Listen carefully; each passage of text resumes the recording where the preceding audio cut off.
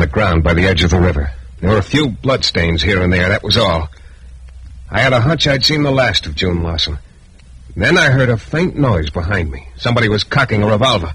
And I knew without turning around the gun was pointing at my spine, that any second it was going to go off.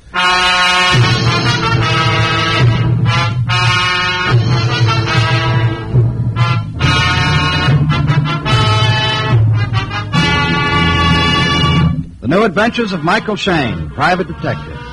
Michael Shayne, reckless, red-headed Irishman, is back again in his old haunts in New Orleans. This is your director, Bill Russo, inviting you to listen to another transcribed episode which we call The Case of the Popular Corpse.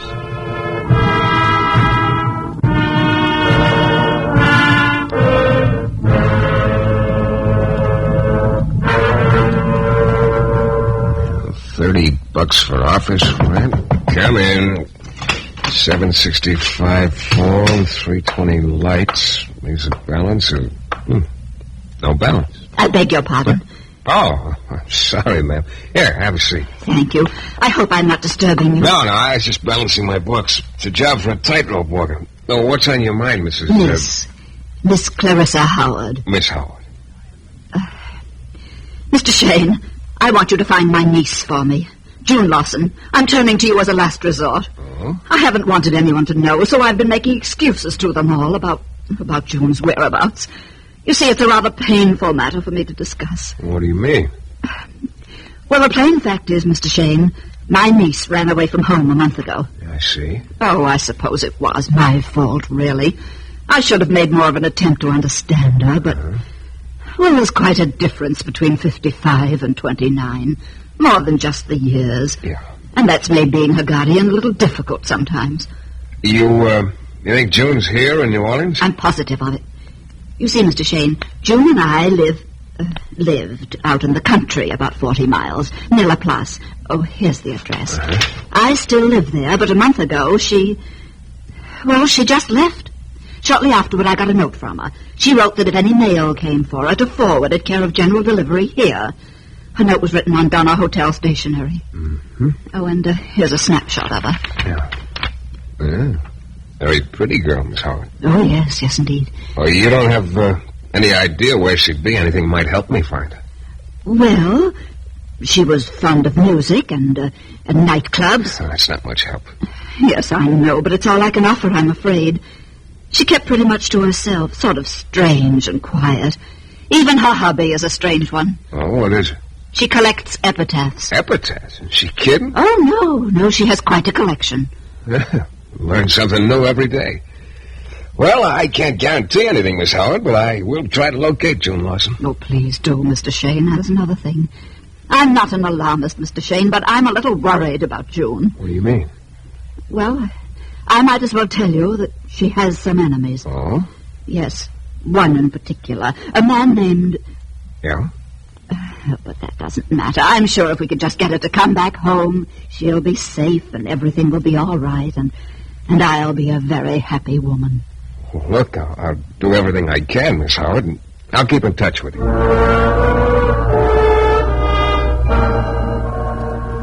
She thanked me and left. A plain-looking woman with a loneliness about her that made me feel sorry for her. I sat there a couple of minutes looking at the snapshot of June Lawson. Nice. Looking for someone like that couldn't be too unpleasant. And about then, there was another knock on the door, and in came a very rugged-looking boy. Shayne? Yeah. My name is Keneally. So? So I have a job for you. I want you to find someone for me, a girl named June Lawson. June Lawson? Yeah, she's here in New Orleans. Yeah? I'll pay you $100 to find her. Oh, you must be pretty anxious to see her. I am. Why, Keneally? For $100, you ask an awful lot of questions. Why do you want to find June Lawson? Let's just say I have something for her. That's what I thought. What is it, gold or lead? What? Skip it. Where are you staying, Mr. Keneally? That doesn't matter, does it? I could keep in touch with you here at your office. What's the matter? Don't you like visitors? Okay, Keneally, you keep in touch. Because I just might have something for you. A lot sooner than you think.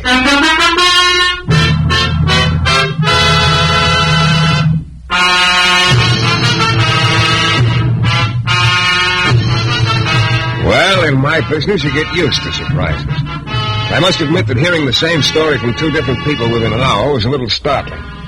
Both Clarissa Howard and a character named Keneally wanted me to find June Lawson for them. Only I had a hunch about why Keneally wanted to find her. I took the snapshot of June that Clarissa had given to me, went over to the Donna Hotel where Clarissa thought June might have stayed for a while. Clerk's face lit up like a pinball machine as soon as I showed him June's picture. Yeah, she's really something, huh? You remember her? Remember? Sure, June Lawson. Could I forget something like that? Oh, look, excuse me. You her boyfriend or something? No. Oh, yeah, she was a real looker. Sort of strange, though. How do you mean? Always kept pretty much to herself. You know, didn't give a guy anything in the way of encouragement. Yeah, I see. Of course, I was only trying to be companionable. Mm-hmm. Little girl all alone in the big city. You know, I figured she'd be sort of lonely. Yeah. But she couldn't see it that way. That's too bad. When did she check out? Check it. Day before yesterday. I think it was. That recently, huh? I don't suppose she left a forwarding address. No, I tried to get her to. You know, just a matter of record. Sure. No soap. Okay, look, one more thing. Yeah? That bull-necked individual sitting over by the door reading the paper. You see him? Yeah. What about him? See a guest here? Don't place him. Why? No reason. He came in a couple of minutes after I did. I was just wondering. Afraid I can't help you there. Okay, doesn't matter. Thanks. I walked through the lobby and out the front door, and on the way I took a good look at Bullneck. But he never looked up from his paper. I don't know, maybe it was my imagination. The next day, for lack of any other starting place, I went down to the post office and found a bench where I could watch the people going in and out. I'd remembered Clarissa telling me June was getting her mail care of general delivery. Well, I don't know if you've ever tried sitting on a bench all day. If not, don't. It's nothing but dull. And then finally, in the late afternoon, I spotted Bullneck sitting across the street. I guess I stared at him for a couple of minutes before I realized I was supposed to be watching the general delivery window. I twisted my head around, and there she was, just melting into the crowd. The girl in the snapshot, June Lawson. Hey, wait a minute, June! Oh! I beg your pardon, lady, I didn't see you. Why don't you look where you're going? I didn't mean to bump into What are you. you trying to do? I said I was sorry, lady. June, hey, wait a minute, June! Hey, well, how do you like that? She's gone.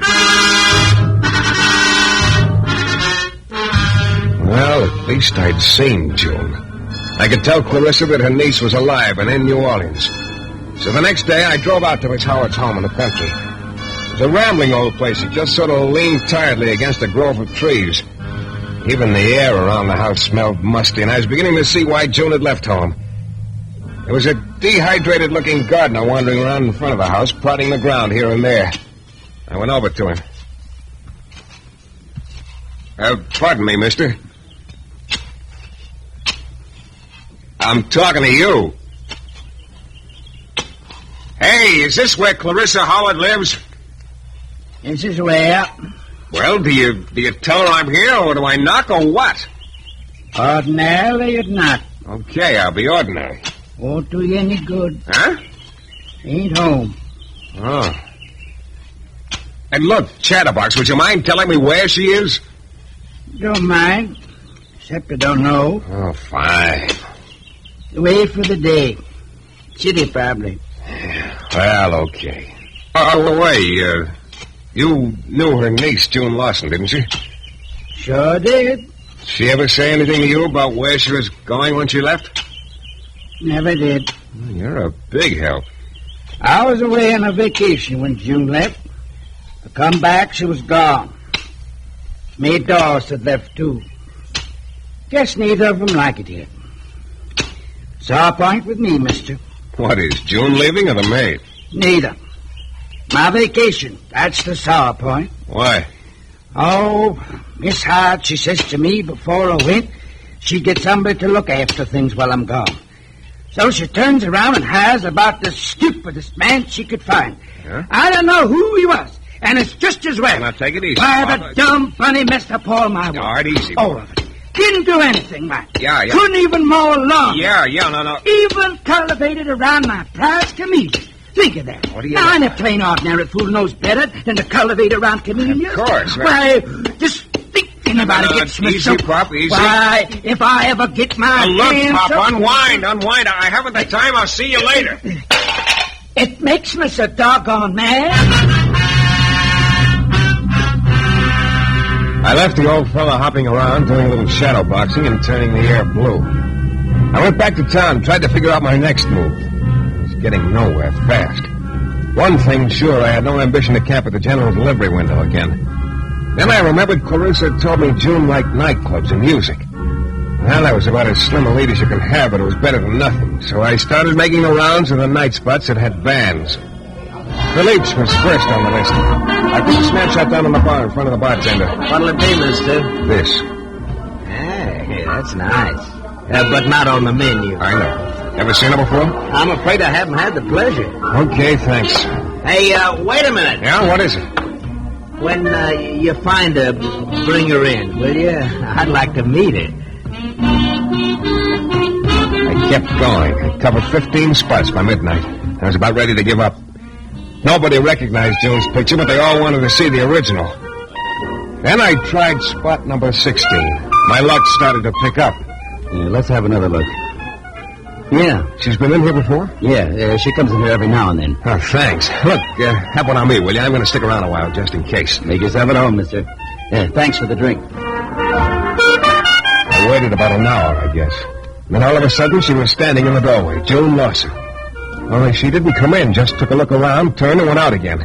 I was on my feet in a hurry. When I got out on the sidewalk, she was just turning the corner. I started after her. Then I spotted Bullneck. He came at me fast, and he had a present for me, a roll of pennies. Only his fist was closed around it, and before I could duck, he gave me the present right back on my left ear. Oh.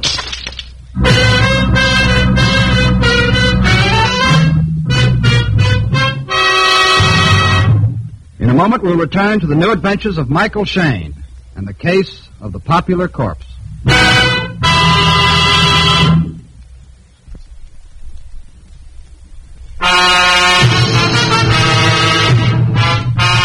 It all started when a middle-aged lady named Clarissa Howard hired me to find her niece, June Lawson, who'd run away from their home in the country a month ago. Shortly after she left my office, a rugged-looking gent named Keneally walked in. He also wanted me to find June, and I was betting his reasons weren't nearly as pleasant as Clarissa's. Anyway, I started looking for June. It wasn't long before I realized I was being tailed by a character with a size 18 collar. I got a glimpse of June at the post office, lost her, and later that night saw her again at the door of a bar. When I got outside and started after her, my bull-necked shadow caught up with me, clipped me on the side of the head with a fistful of pennies, and I took a short nap. When I came out of it, the bartender was bending over me. My, look at all the pennies. Yeah. They're not from heaven, brother, believe me. Some lump you got there. Yeah, thanks. I'll sell it to you cheap. I suppose you know what became of the boy who gave it to me. Sure. Huh? I heard the noise and got out here in time to see him going into that all-night drugstore. See it? Across the street and down a ways? Yeah. Acted like he sort of want to keep an eye on you. He hasn't come out of there yet. Good, he's going to have company. Thanks. I crossed the street and started for the drugstore. When I got to the door, I saw Bullneck inside. He seemed pretty startled to see me. He backed toward the rear of the store, but he picked the wrong place. There was no way out. Get away from me, Shayne. We're going to have a little talk, Bullneck. I got nothing to say. We're going to change that. Who hired you to tell me? Go on, beat it. Let's have it. Who hired you? Shayne, if you know what's good for you... Look, I know what's not good for me. Getting hit by you a couple of minutes ago is one of the things. Now open up before I get the answer out of you the hard way. I said beat it. I'm not telling you nothing. Okay, Buster, you're begging for it. Here it is without the pennies. You...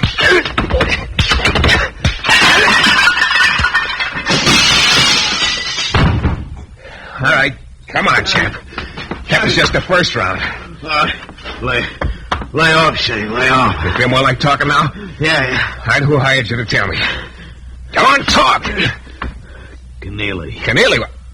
What's his angle?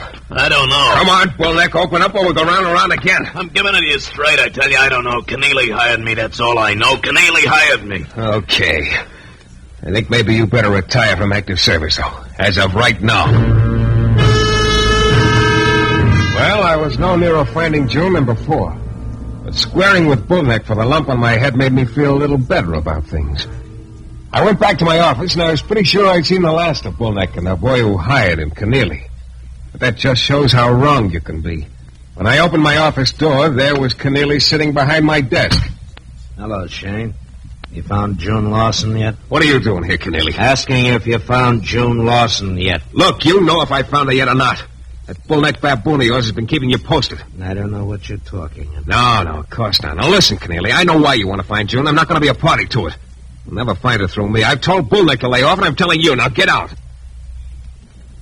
All right, Shane. All right. But you haven't seen the last of me.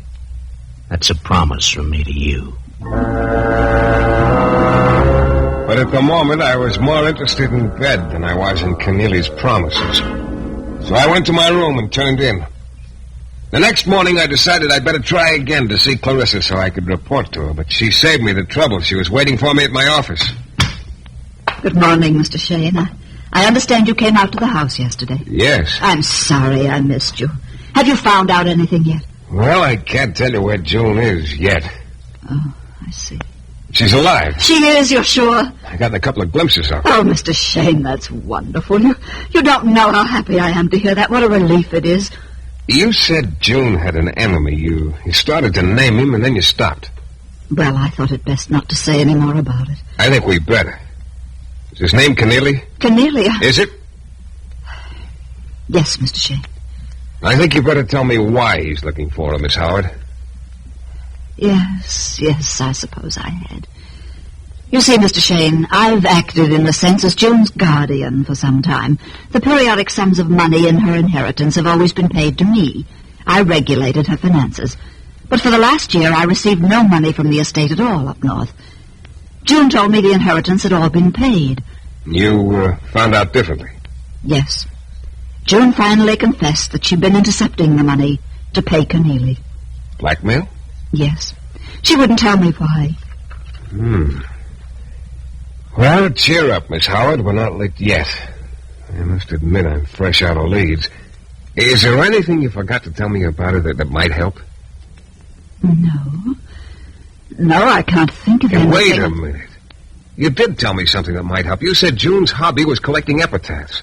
Well, that's right. That's the one thing I haven't tried, the cemeteries. Oh, but there are so many of them. I know, but it's worth a try, and I better get started. I'll keep you posted, Miss Howard. Who knows? Maybe we'll hit the jackpot with our last nickel. She left after that, and I made a list of the cemeteries that were noted for interesting epitaphs. And then I started off. I went from one to another with no luck.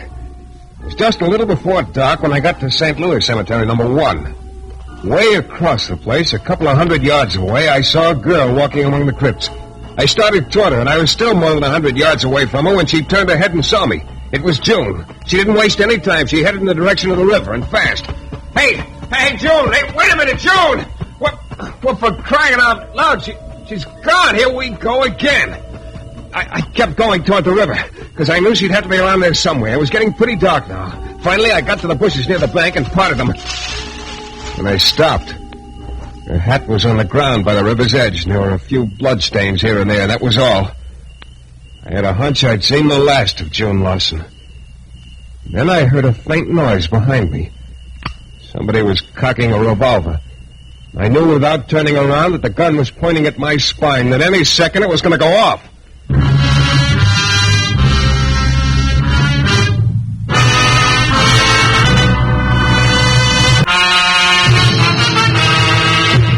Well, there I was. June Lawson's hat in front of me on the riverbank and a gun behind me due to go off any second. I didn't even know who was holding the gun, but I didn't have to wait long to find out. Went a little too far, didn't you, Shane? Well, Keneally.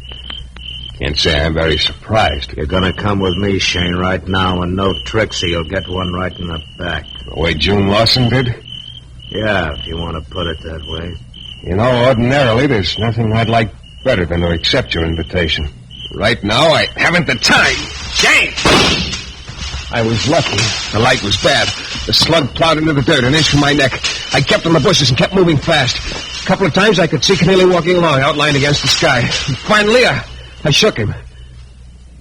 I went back into town. All of a sudden, I realized I was near the bar where I'd gotten a glimpse of June the night before, so I dropped in. I sat there for quite a while. I was almost ready to leave and drive out to break the news to Clarissa when I happened to look up. I blinked and looked again. No, I wasn't imagining things. Sitting there at the bar, down near the far end, was June Lawson. Well, this time I didn't lose out. I got to the side door a step before she did. Oh, no. I'm leaving. Oh, good. We'll leave together. Come on outside. Here. Okay, this alley ought to do nicely. Now, come on, let's have it. What's this all about? I don't know what you're talking about. You know what I'm talking about. Come on, give, June. Why this hard-to-catch routine you've been giving me the last couple of days? Also, why the fake murder set up on the riverbank? Oh, look, I'm getting out of this deal. I'm washing my hands of it. I haven't done anything, and you can't prove I have. And I'm sick of all this. What are you talking about? Look, mister, I'm not the girl you want. Oh, now, don't give me that. I've got a picture of you. I've seen you twice in the last couple of days. I'm the girl you've been chasing, all right, but I'm not June Lawson. What? No. My name is Doris. I was the maid out there at June's and Miss Howard's place. Yeah, but what? Well, I'll tell you all I know, and that isn't much. I was hired to stay in town to let you see me, but not catch up to me. I wasn't expecting you to come back here tonight. I was supposed to make it look like I'd been murdered down there at the river. My boyfriend was hired, too, to follow you and report your progress.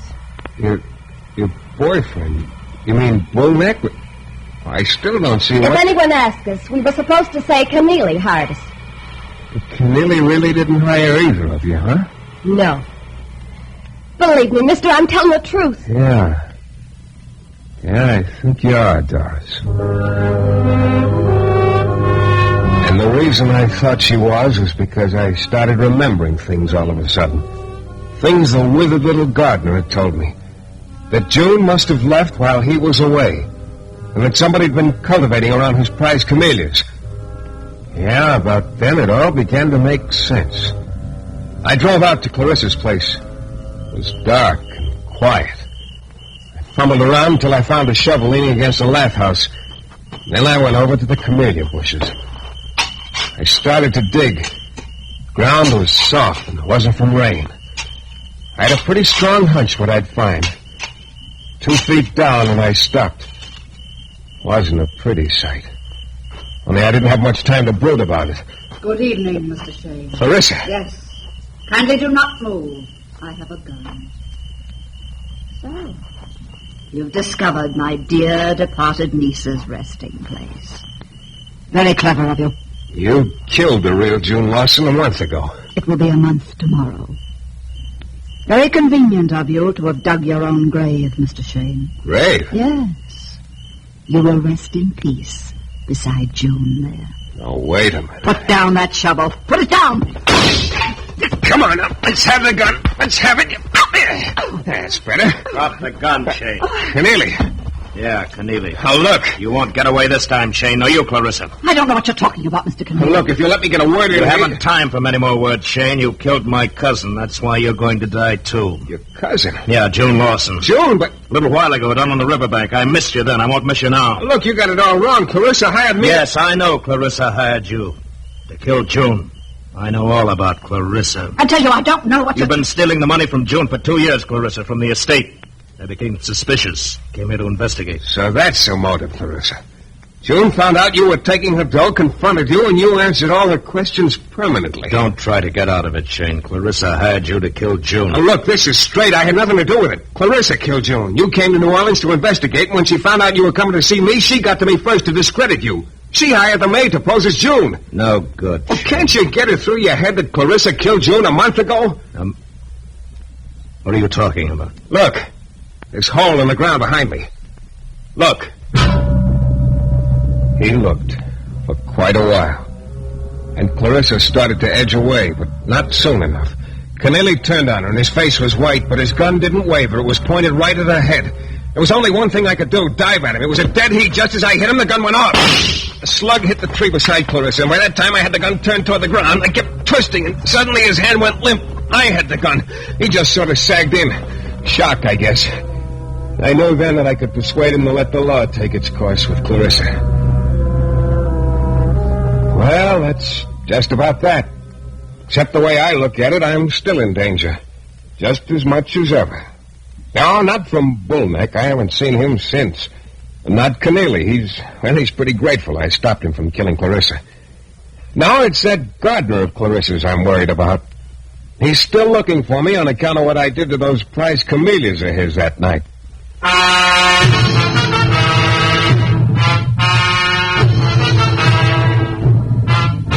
is your director, Bill Russo, again. Our story is based on characters created by Brett Halliday and was written by Bob Reif. The music is composed and conducted by John Duffy, and Michael Shayne is portrayed by Jeff Chandler. The New Adventures of Michael Shayne is a Don W. Sharp production, transcribed in Hollywood and distributed exclusively by the Broadcasters Guild.